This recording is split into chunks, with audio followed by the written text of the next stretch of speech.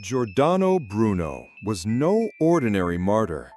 He didn't die for a country or an army.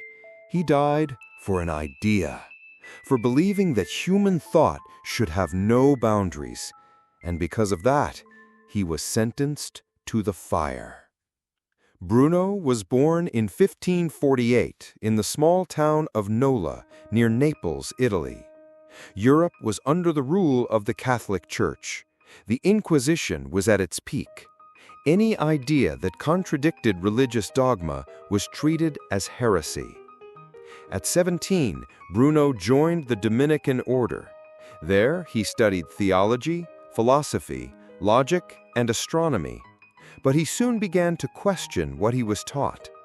He did not accept the idea of a fixed, motionless universe with Earth at its center, and even less that thought should be limited by authorities.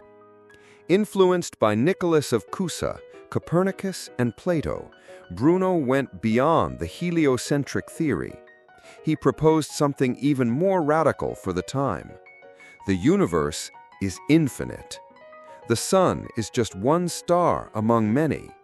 There are other worlds with other beings, possibly intelligent ones. He stated, the universe has no center. It is made of the same substance everywhere. This view destroyed the cosmic hierarchy preached by the Church. But Bruno wasn't just a speculative astronomer. He also saw God differently, not as a separate creator, but as a living presence in everything, a pantheistic view. For defending these ideas, Bruno was denounced. He left the monastery and spent the following years wandering through various European countries: France, England, Germany, Switzerland. He taught, published books, and took part in public debates, but his ideas disturbed many. He was admired by some intellectuals and hated by religious authorities. In 1592, he was betrayed by a former student in Venice.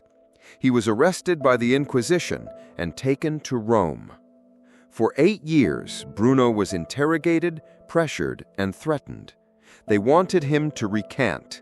They wanted him to admit he was wrong. But Bruno didn't give in. He didn't see his ideas as heresy. He saw them as truth. He even said that religion should be built on reason, not fear. This, to the Church, was intolerable. In 1600, the verdict was given: guilty of heresy. The sentence: death by burning. On February 17, 1600, Giordano Bruno was taken to Campo de' Fiori Square in Rome. He was stripped naked and tied to a stake. A gag was placed in his mouth to prevent him from speaking his last words to the crowd. Reports say that before being executed, he looked at the judges and said, "You pronounce this sentence with more fear than I receive it." Shortly after, he was burned alive. He was 51 years old.